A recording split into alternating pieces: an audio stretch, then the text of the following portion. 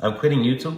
It's finally my turn to quit. On March 9th, I'll be hosting my last Theory episode, at which point I'll be handing off the channels to someone else.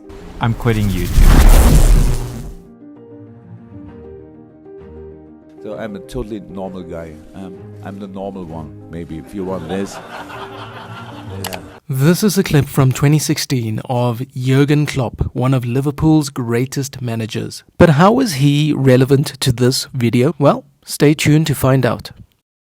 If you ask a child today in school what they want to be when they grow up, chances are very high that they'll tell you they want to be a YouTuber. But why then are so many famous YouTubers quitting? In fact, there is a silent pandemic that has now grown across the world of YouTube, and I would argue is a pandemic that is actually common to us all, from all walks of life, in every workplace. And this silent pandemic is burnout. Burnout. Burnout. Burnout. Burnout again. And in this video, we explore not only how and why burnout is affecting so many YouTubers, but how it affects all of us from all walks of life. Imagine that you're running a race, and as you run this race, it turns out to become a marathon, but you didn't sign up for that marathon.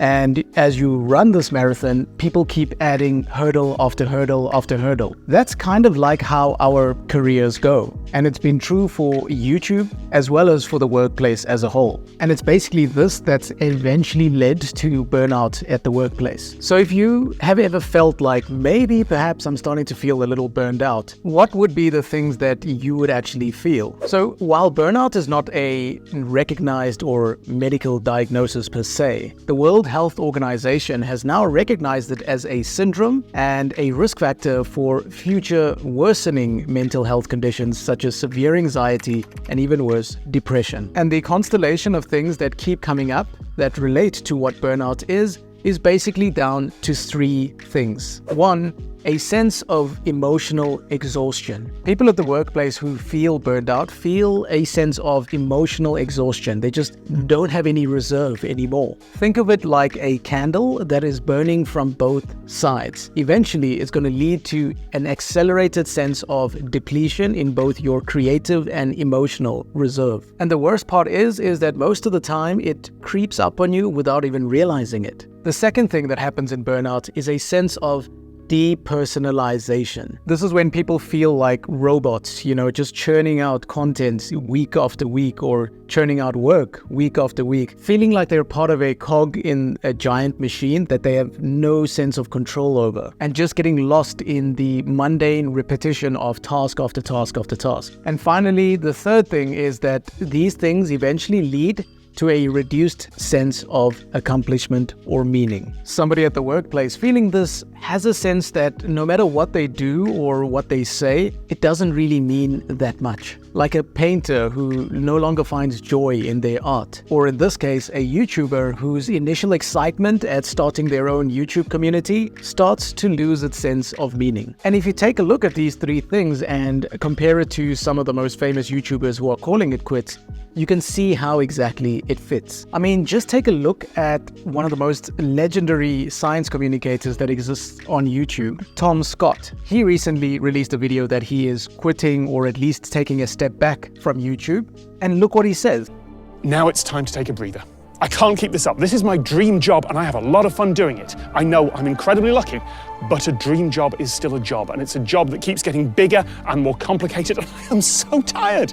There's nothing in my life right now except work. One, he's emotionally exhausted. He literally tells you in the video just how tired he is. Two, he's been churning out a video a week for more than a decade. Most of us can't even do that, over 6 months or let alone 1 month. And he's been doing it for over a decade, week after week after week. But then comes the most interesting part, the third thing, which is a reduced sense of personal accomplishment. Think of a Tom Scott video on its own. It's a video where there is minimal editing, he speaks often at long lengths for the whole video, and he presents his topics in a very simple yet digestible way. But now he's producing this content in a world where short-form, bite-sized video is king, and the attention span of the average viewer has drastically reduced. And so we have a situation where here is a legendary creator who is, creating the most amazing, detailed videos, and less people care. And this is when you would eventually get to a point like he would, where you have a reduced sense of personal accomplishment. I mean, this was just an example of Tom Scott, but you could really apply this to any of the YouTubers who have talked about quitting, and you could definitely apply this to your own workplace. So what exactly are some risk factors that people may have that predispose them to burnout? Well, you could divide that into two things: individual risk factors and environmental risk factors. When it comes to individual risk factors, someone who is young,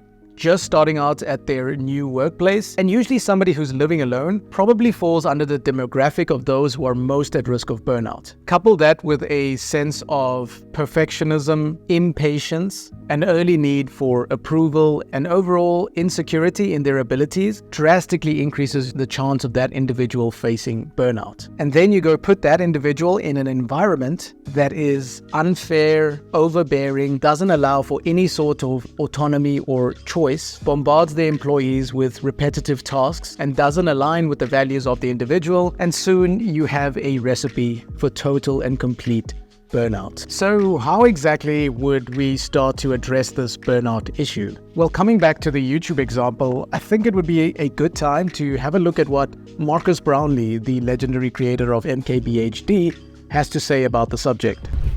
The octopus analogy. Being a creator on YouTube, if that's what we want to talk about, is just like being an octopus. Meaning, you get creative and you start making videos and you have all this fun with the platform, you are doing several different full-time jobs all at once. You are a full-time writer, you are also a full-time cinematographer, you're behind the camera, you're a lot of times in front of the camera, you're a lot of times a full-time editor, you're also managing the inbox, you're also doing the invoicing, working with brands, there's taxes, the financial accounting, and also just the PR relationships and management and all that content strategy. That's a bunch of different hats. That's like an octopus with 8 arms doing 8 different things all at once. So my only advice is, when getting help, and this makes perfect fundamental sense, but sometimes you have to hear it out loud, you want to get someone who's better at the thing that you're not good at than you, but also you want to find things that you specifically want to cut off. So if you're not good at graphic design and you want the thumbnails to be great, maybe that's a perfect arm to cut off and hand to someone else, and then they can do that task 500 times better than you ever could. But you can't cut off every arm.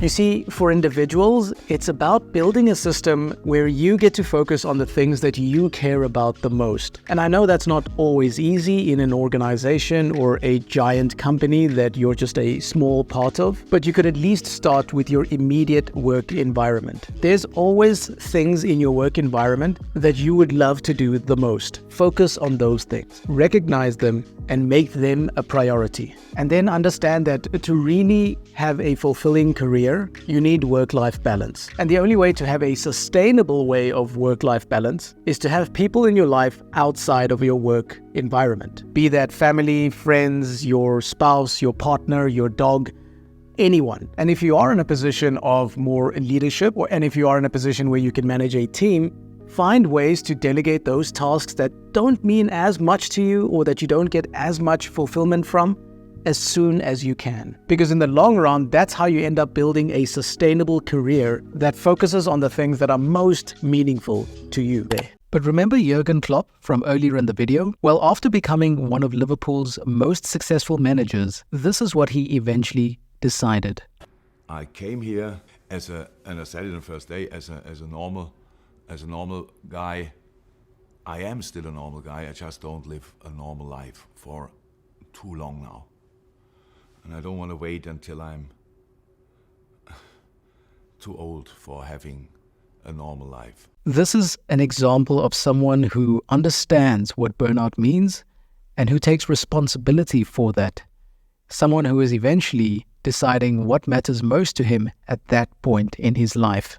It's at least up to us as the individual to take a step back and take a moment to decide what exactly that ideal work-life balance would mean for us. And once you have a blueprint for your own life, go out and design the life that you deserve, because no one else is going to do that for you. And if you don't decide that for yourself, The world around you is going to decide that for you. This is your life, so live it with purpose. And remember the fact that the most important thing is also to cater for time with those that you love, because they're the ones who make the whole journey worthwhile. And then over time, you'll be able to design a life where you can nurture your passion in a creative and sustainable way. But how exactly would you build a system of habits to design the life that you want? Click on this video to find out, and I'll see you there.